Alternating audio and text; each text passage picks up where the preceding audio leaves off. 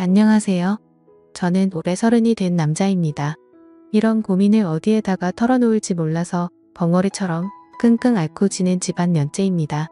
조심스럽게 사연을 써서 보내니 현실적인 조언을 부탁드립니다. 저는 어릴 적에 어머니를 잃었습니다. 사고로 떠나보낸 후 아버지께서 저를 혼자 키우셨습니다. 아버지는 직업 특성상 지방 전국 각지를 돌아다니며 현장 일을 하시며 저를 키우기 위해서 애써주셨죠. 저는 혼자 살 수 없으니 고모네 삼촌네 등을 전전하며 학창 시절을 보냈습니다. 그렇다 보니 어느 한 곳에 오래 머물러 있지 못해서 친구들을 사귀는 것이 무척이나 힘들더라고요. 남들이 동창 모임이나 동네 친구와 약속을 잡고 만나는 모습을 보면 한없이 부러워지고는 했습니다. 그런 제가 마음을 열고 친해지게 된 사람들이 있었어요. 그건 바로 동호회 사람들입니다.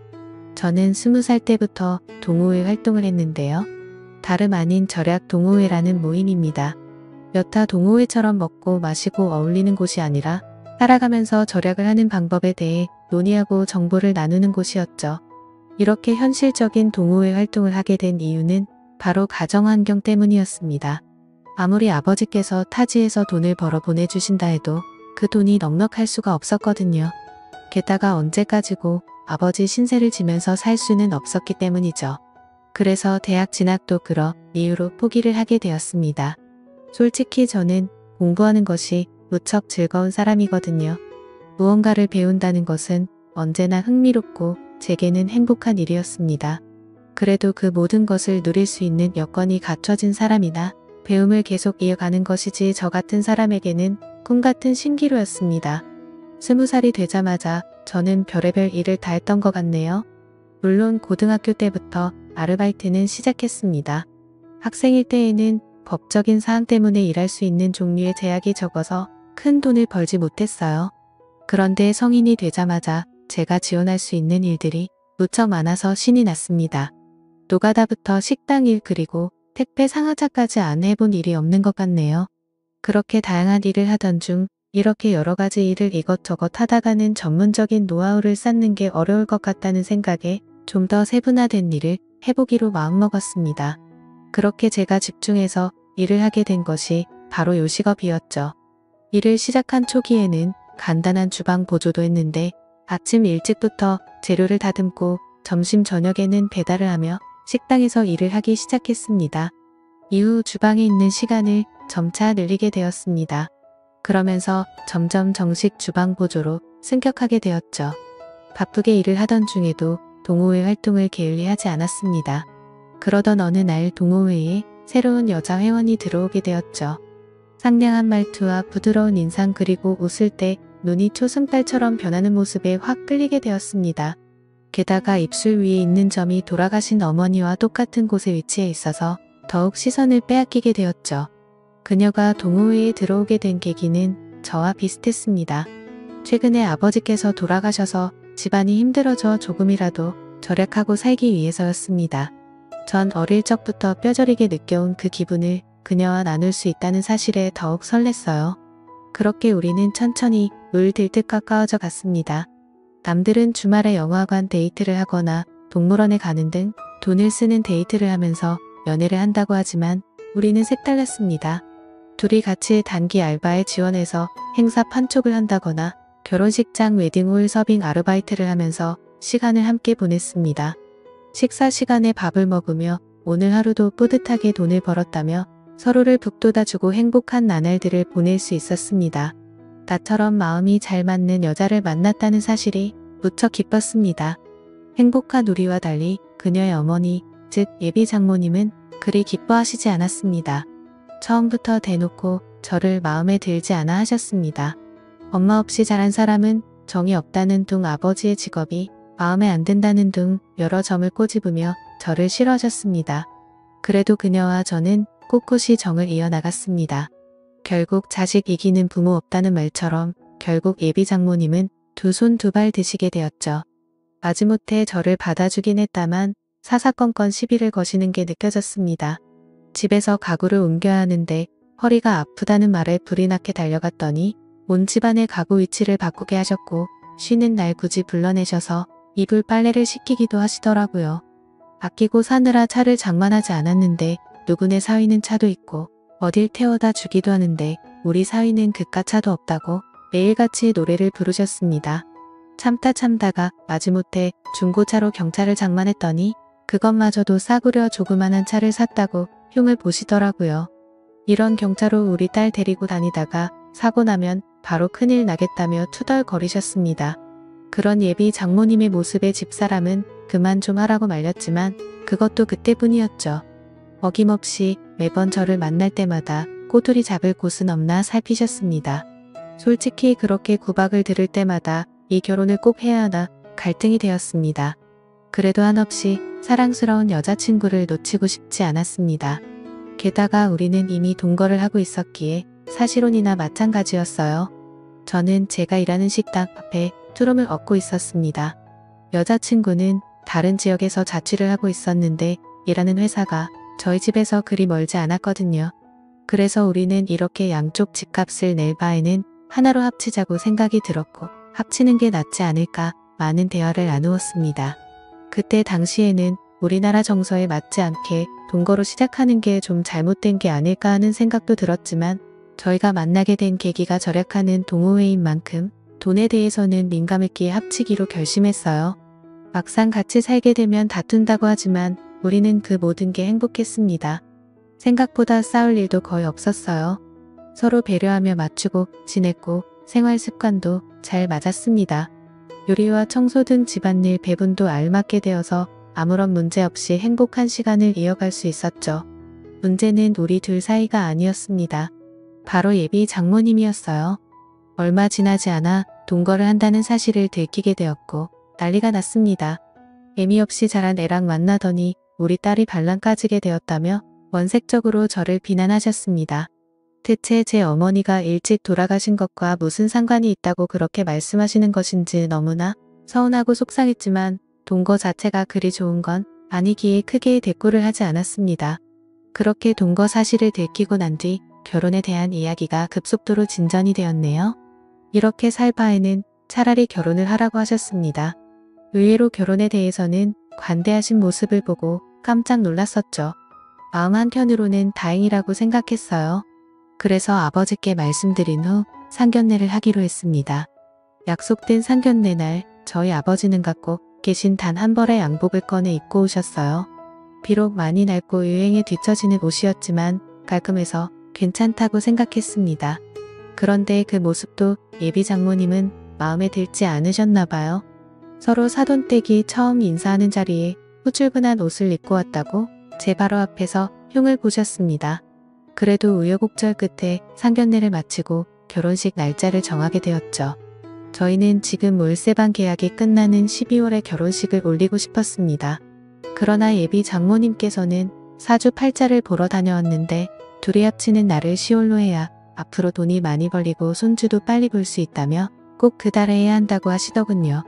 저는 그런 것을 믿지 않았지만 여자친구는 자기의 엄마 성격에 절대 굽히지 않을 거고 10월로 밀어붙일 게 뻔하니 그냥 그렇게 하자고 하더라고요. 한숨이 절로 나왔지만 어쩔 수 없었습니다. 그래서 집주인에게 10월에 방을 뺀다고 말했죠. 그러자 계약보다 2달이나 먼저 빼는 건 안 된다고 예정대로 12월까지 월세를 내야 된다고 하더라고요. 한두 푼도 아니고 2달치 월세가 그냥 꽁으로 나갈 생각을 하자 속이 쓰렸습니다. 제 마음 같아선 그 집에서 2달을 더 살고 나가고 싶었지만 장모님은 그것도 허락하지 않았어요. 결혼하게 된다면 장모님 댁 근처에서 거주해야 한다고 본인이 받은 아파트로 전세를 계약하라고 말씀하셨습니다. 신혼부부 대출을 이용해서 전세하면 그리 무리 없을 거라며 막무가내였어요. 그 어떤 것도 제 스스로 결정할 수 있는 게 아무것도 없으니 점점 화가 나더군요. 그래도 끝까지 꾹 눌러서 참았습니다. 마음에 안 드는 사위를 드리는 장모님의 마음도 이해하자 싶었거든요. 아버지도 그냥 그쪽 집에 따르라고 하시더군요. 솔직히 양쪽 다 한부모 가정인데 왜 이렇게 우리 집만 눈치를 봐야 하는 건지 모르겠다는 생각도 들었습니다. 단순히 저희 어머니께서 돌아가신 지가 더 오래되었다는 이유로 그런 건지 답답해 미칠 것 같았습니다. 어쨌든 10월에 결혼식을 올리기 위해 예식장을 알아보기 시작했습니다. 식장은 저희가 마음에 드는 곳으로 하라고 하셔서 이리저리 알아본 결과 일정이 빠듯해서 몇 군데 없더라고요. 그중 식사가 제일 맛있게 나오는 웨딩홀로 예약을 했습니다. 그렇게 결혼 당일 많은 분들이 오셔서 축하해 주셨어요. 아버지도 드디어 제가 장가를 가게 되자 모든 짐을 내려놓을 수 있게 되었다는 표정으로 행복해 하셨습니다. 그런 아버지의 표정을 보니 저도 모르게 눈물이 찔끔 나왔었죠. 한평생 저를 키우기 위해서 고생하신 아버지의 투박한 손이 보였습니다. 그렇게 나름 감동적인 식을 마친 후 인사를 드리러 다니는데 장모님의 표정이 별로 좋지 않더군요. 무슨 일이 있었나 집사람이 여쭤보니 친척 중 한 명이 교통 불편한 곳에 식장을 잡았다고 흉을 봤다고 하더군요. 내 의견을 묻지도 않고 너네 멋대로 식장을 잡아서 내가 욕을 먹게 됐잖니? 망신도 이런 개망신이 따로 없어. 즐거워야 할 잔칫날 아주 제대로 기분을 잡쳐버렸다. 이래서 내가 의미 없는 놈을 사위로 들이기 싫었던 거야. 경험가 없어. 가정교육을 못 받아서 그래. 대체 이게 식장 하나로 들을 욕인지 저는 지금도 이해가 가지 않습니다. 게다가 저희 보고 알아서 답으라고 말씀하셔놓고 이제 와서 의견을 묻지 않았다고 화를 내시는데 돌아버릴 지경이었죠.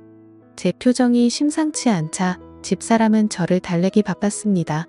우리 엄마 입이 워낙 좀 거칠어서 자기가 좀 이해해줘. 저래도 심성이 나쁘거나 자기 미워하는 건 아니야.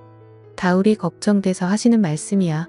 전 정말 오롯이 아내 하나를 보고 하는 결혼인데 시작부터 너무 힘들었습니다.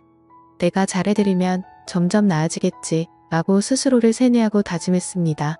그렇게 악몽 같은 신혼생활이 시작되었죠. 장모님의 성화에 모시겨 계약한 아파트는 생각보다 마음에 들었습니다.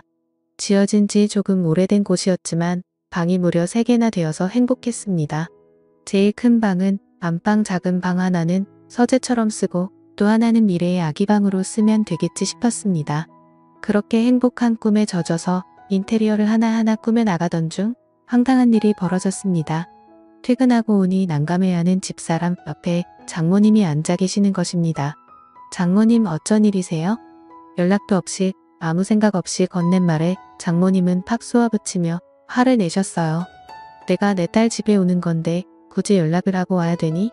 제가 낸 돈으로 장만한 집인데 딸 집이라고 하시니 조금 무안했지만 우리 부부의 집이니 그 말도 아예 틀린 건 아니라 가만히 있었습니다.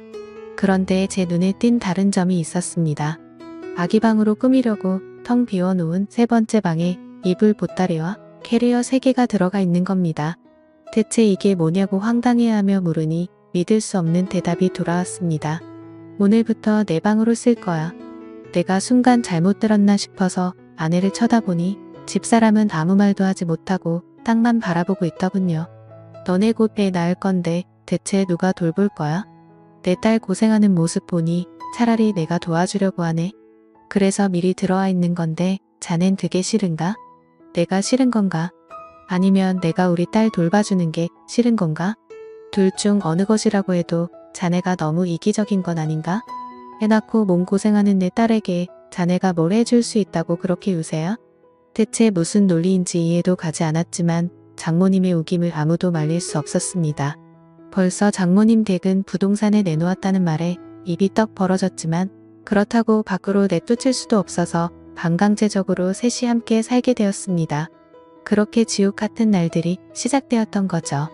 아침 일찍 일어나지 않으면 그렇게 게을러서 우리 딸을 어떻게 먹여 살릴 거냐고 구박하셨고 샤워하는 동안 물을 세게 틀어놨다고 땅 파서 돈이 나오냐고 낭비가 심하다고 화를 내셨습니다.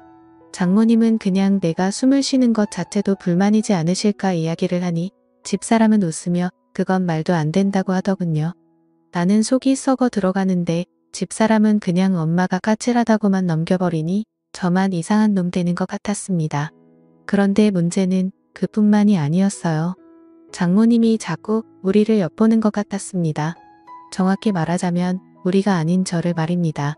처음엔 자의식 과잉인가 싶었지만 날이 갈수록 점점 뚜렷해지고 심해지는 모습에 식은 땀이 절로 흘러나오더군요.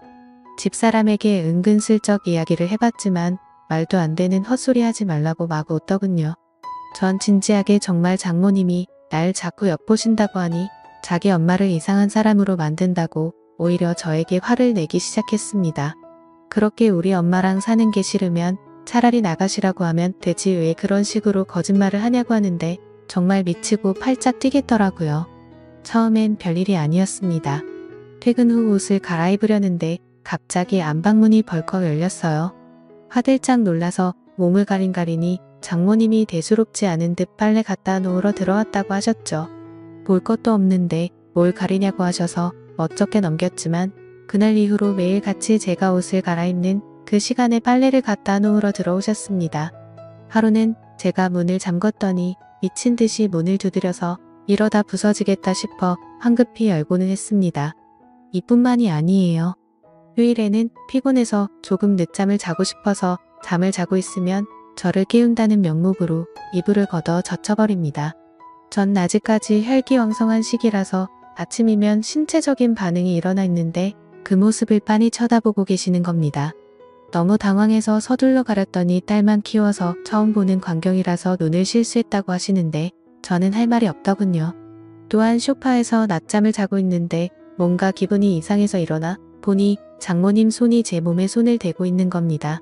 깜짝 놀라서 뭐 하시는 거냐고 물어보니 제가 잠을 자면서 막 헛소리를 하고 식은땀을 흘리길래 열이 있나 어디 아픈 건가 싶어서 열을 재려고 했다고 하시더군요. 보통 열을 재는 것은 이마에 손을 대지 않습니까? 그런데 제 복부에 손을 대고 있었으니 이건 정말 이상하다고 느낄 수밖에 없었습니다. 그러던 중 제가 정말 정색을 하고 화를 낸 적이 있습니다. 화장실도 제가 씻을 때 가끔 불쑥 문을 여시길래 항상 습관적으로 잠궈놓고 씻기 시작했습니다. 그러던 어느 날 퇴근 후 씻으려고 화장실에 들어갔는데 문 손잡이에 잠금 버튼이 없는 겁니다. 황당해서 이리저리 둘러봐도 없길래 물어봤더니 집사람 말로는 장모님이 공구로 뽑았답니다.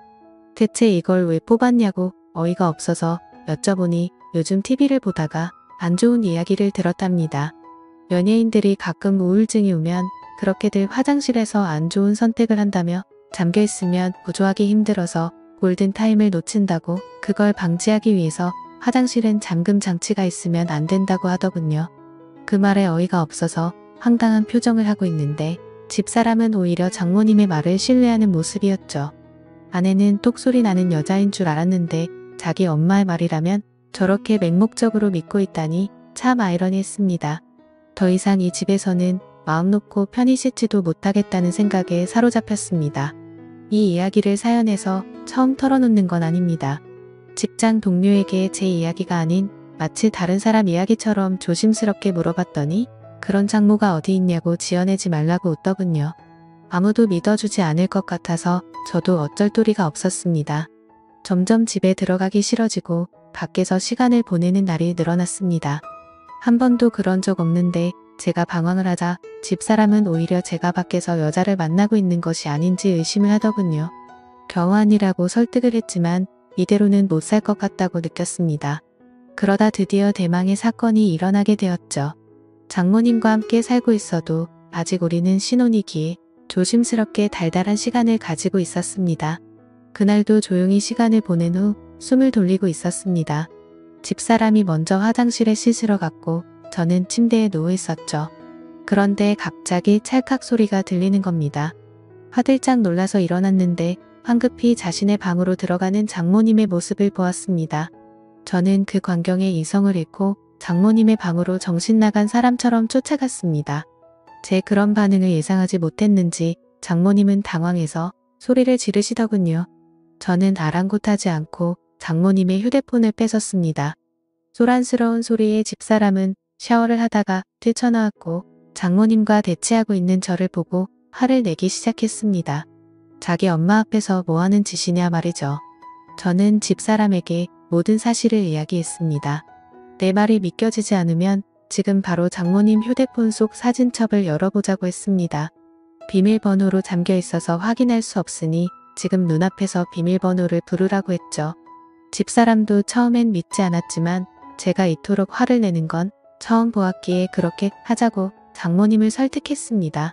그런데 장모님은 입을 꼭 다물고 이야기를 하지 않으셨습니다.